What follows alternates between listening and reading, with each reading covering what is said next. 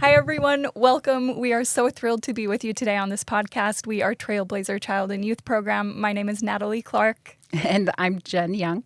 Hi, everyone. I am Denise Gonzalez. Today, we're so excited to chat with you about the differences between our programs. Usually, you'll hear us say words like CDC, SAC, and teen program, so we want to help you understand what that means. CDC stands for Child Development Center. These are the children who live or work on base. No, the children don't work on base. Their parents work on base. And they are ages 0 to 5, so they are truly in the stages of development. Jen, what's your favorite thing about the CDC? Well, and actually the kids do work on base because the kids' work is playing at That's the true. CDC. Great. That is a phrase from Dr. Maria Montessori. Okay. I cannot let it pass. I had to say it. Yes. Nice. And I was going to ask you a follow-up question on that, but you can share more. That's one of the people who inspire you as far as your educational philosophy and things like that. Absolutely. Yes. Dr. Maria Montessori has this philosophy of putting the child first, respecting the child, moving away from the traditional methods of education and childcare where the child was like the least important thing at home. It is actually the most important thing because they are the creators of humanity. Yes. Amazing. Denise, do you notice lots of Montessori philosophy as you visit the CDCs? I do. So actually, the Child Development Center at the Department of Defense Child Care Facilities, they follow something that is called the Early Learning Matters curriculum, but it does follow a lot about Montessori and other philosophers. It's about giving choice to the child. Like, is that okay, come and do whatever you want the whole day? That is not what it is. It is actually called freedom within limits. So to the point that the child can choose what they want to work on first. Yes. They will still have to do everything they need to do because the adult is there to guide them, but they get some choice. And everybody, I think, can agree with me. When you are given choice, then you have ownership. Yes. You enjoy the learning. Yes, absolutely. And to answer your question that you had started, favorite things about the CDC, I think my top 3 would be the times that I've personally been there and been able to work within the CDC. Like I've been able to teach even like 2-year-olds juggling on some level. They had scarves in the classroom and we just had a good time laughing and playing.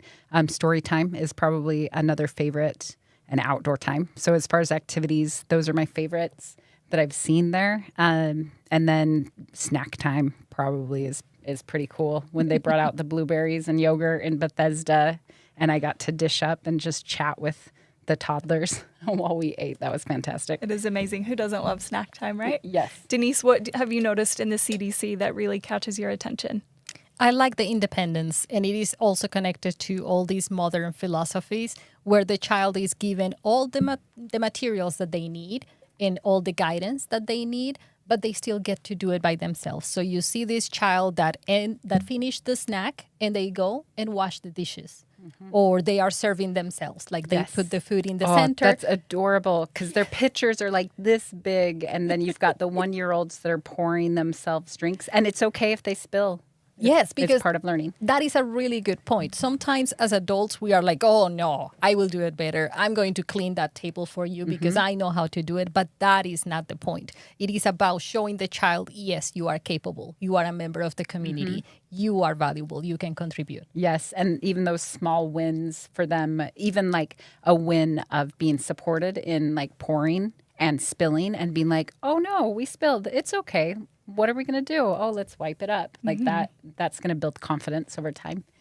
Definitely. Yeah, it's so interesting to be within CDC and see the children accomplish these milestones. You know, some are learning to speak and they say their very first word in the CDC and our interns get to witness that. It's so cool. That is Other magical. children, yeah, totally. It's really magical. And other children take their first steps and they learn to jump or run, and our interns are right there teaching them and supporting them. And it is just miraculous to see all the development that happens every day. So the title is apt, you know, Child Development Center. That development is happening every minute of every day, and our interns play a huge role in that. Yes. Let's shift. Can I say yes. one more thing about the name, Child Development Center? So you are there to help their development, to encourage it, to support it.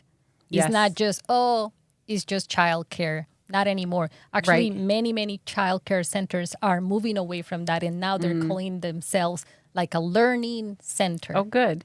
And that's there's quite a few people when I talk about what we do and where it's like, oh, well, we send interns to Navy bases throughout the world to work with military families, and some of them work with the 0 to 5-year-olds. And people go, oh, so you mean daycare? And I always cringe a little bit inside. It's not just a space to like not let the child get hurt or do something during the day. It's not just passing the hours. It actually is about, like you said, providing opportunities for growth, for choice from a very young age. And it's fantastic actually seeing our staff in the infant rooms. It's so cool because those infants are already learning language. And so you'll hear them verbalizing. I can't think of the right word where you're just like, saying everything you do, like, oh, right now I am recording a podcast. Right now I'm changing your diaper. What is that? Yeah, they narrate. Narrate, yes. So they'll verbalize all that they're doing, and they are helping those little people learn how to speak. And it is also out of respect for the child, because it's like when you have your little one, you cannot just go and change their clothes. Like that is disrespectful. Even though they cannot talk, they can still hear you. And you can go like, okay, let's change your diaper, because you are like requesting permission from them because it is their body. It is their space that you are invading. That's an interesting thought to start that from before they're born, probably. Yeah. As soon as they're born. I love it. It's so fascinating to think about all of these things. And it also ties into our active learning, active life philosophy, where our interns are doing that, but they're also helping the children at the CDC learn to do that as well, which is just awesome. Yes. Let's shift Go gears. Utah Tech. Huh? Yeah. Let's shift gears and talk about the school age care program, which is also sometimes called youth program. So you might hear those two terms used interchangeably. But school age care is the center where children who are in kindergarten all the way up through 6th grade come after school, and they also spend time in that program during the summer when school's out. Denise, what is your favorite part of SAC? So many things. For me, the main one is reading, because it is the time like when the child is in kindergarten, they are starting to explore those sounds and the letters and putting them together. And it's just always that magic. Like you are showing C-A-T and the child is repeating cat.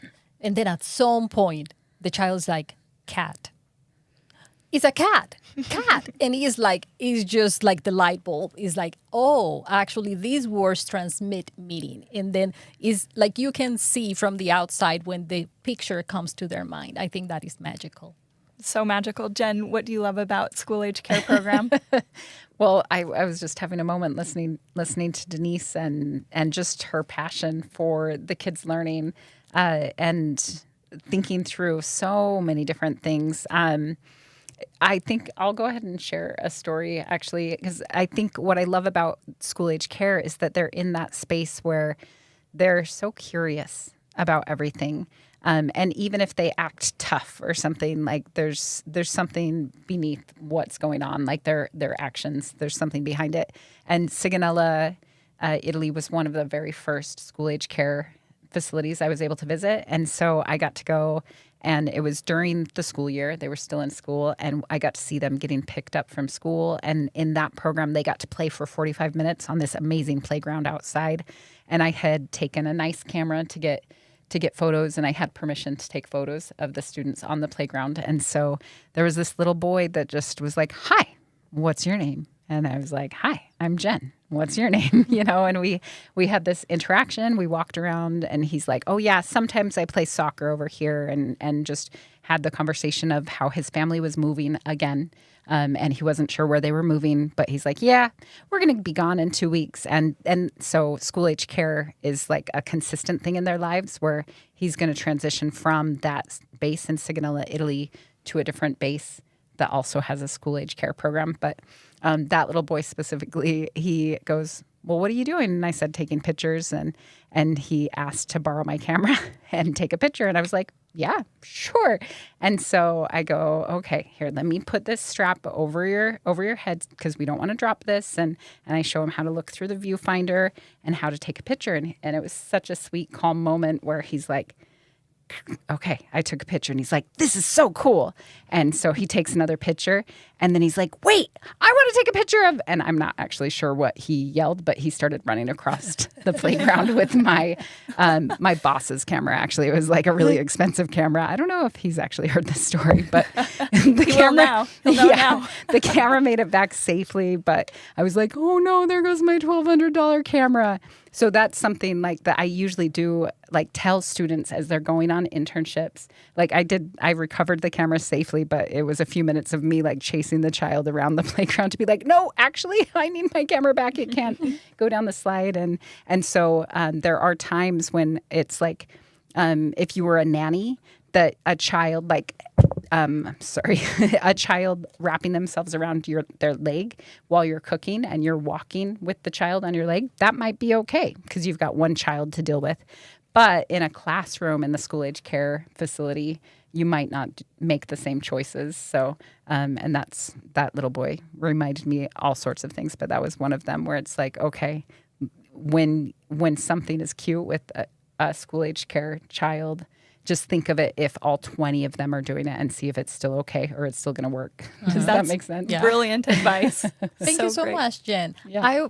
I was thinking as you were talking about this experience, I was thinking about one more thing that we learned from the school-age friends is their flexibility because we are talking about children who have been in this military life for a few years, and now they understand that, oh, I was living on this base, and then I had to move, and then this happened, and then I had to move again. And they teach us so much resilience. Like, yeah, and it's just, we had to move, and now I'm happy here. It's like that learning moment of be happy where you are. Yes. No matter what changes and keeps changing, there is something that is consistent. And that is one of the goals of the whole Department of Defense program, to make sure that in any Navy installation that you go to, there is going to be something consistent for the children. Well, and don't you think, like, I see some people who move and move again, and then they become like calloused to community where they're like, oh, I'm just not going to make friends because I'm just going to lose the friends when I move. But I don't really see that in the military culture. It's like, wait, you're Navy too? Or, oh, you're Army? Like, there's this this bond, and they are community when they relocate and move. Like, I think they put down roots. Yeah, they have found that as a way to connect instead of, oh, okay, I'm not going to make friends because I'm going to leave anyway. It's like, oh, where have you been? And where are you going next? And we're part of a team wherever we go. Yeah. Yeah, and I've also seen our interns learn that very concept from the children that they work with in the SAC. It's really cool to see that some of our interns leave home for the first time and they travel across the country or even around the world, and they're in a new place and it's a little scary and maybe they don't know their cohort members, and the children in the SAC will be like, oh, you just moved here? It's okay. So did I. And I'm going to move again in a year, and so are you, and we'll all be okay. And it's really cool to see that. Yes. Well, and that's like this really sweet mentorship moment too, where it's like, yes, the interns are there to like take care of the kids, right? But actually the kids are also taking care of you and mentoring you. 100%. It's beautiful to watch. And so fun to hear the stories that our interns tell when they come home from their internships and say, I thought I was going to teach the kids all this stuff, but they actually taught me so much and made a huge difference. So it's really amazing to see those reciprocal relationships. Let's talk for 1 minute about the teen program. Jen, do you want to tell us about that? The teen program is fantastic. It's going to look different on every installation. So far we've served 25 installations total around the world, and in different locations you're going to see something different, where in smaller communities like Barking Sands and Kauai, the teen program is actually a field trip once a week. They just come together and they go around the island and they take their students on a field trip.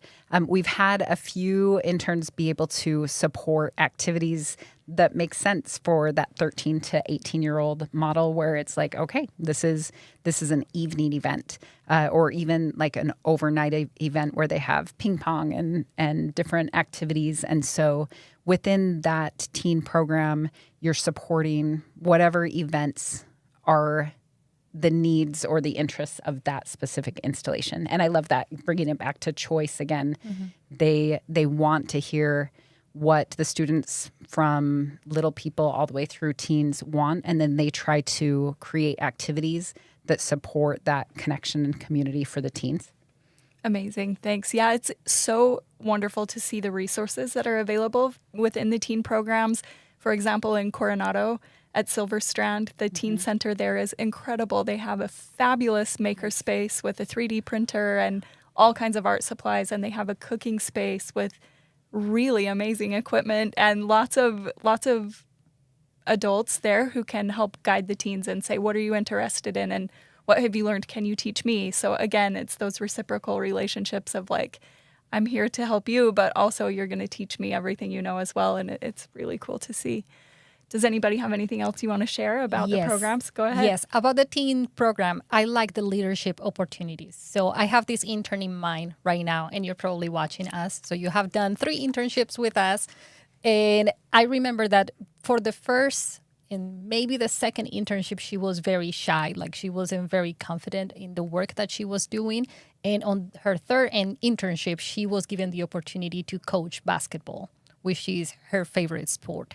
And it was like the game changing. She was like, I am in charge of this. And like, I am the one in charge of the basketball team. So our Navy partners are really good at that. Like looking at what you are good at, what are you passionate about, what would you like to do? And they give you the opportunity to grow in there. Because the whole purpose, I mean, there are many different purposes within this whole program. And one of those is advancing your career. So they want to see, okay, what path do you want to take? Because even if you do this internship, because we accept majors from all universities and all majors, you can see and find your path within the DOD or any other government agency after this internship. Yes. Well, and all of the installations are very interested in like recruiting our interns for employment afterwards as well. And whether it's with Navy CYP or if it's with someone else, there's how many have we had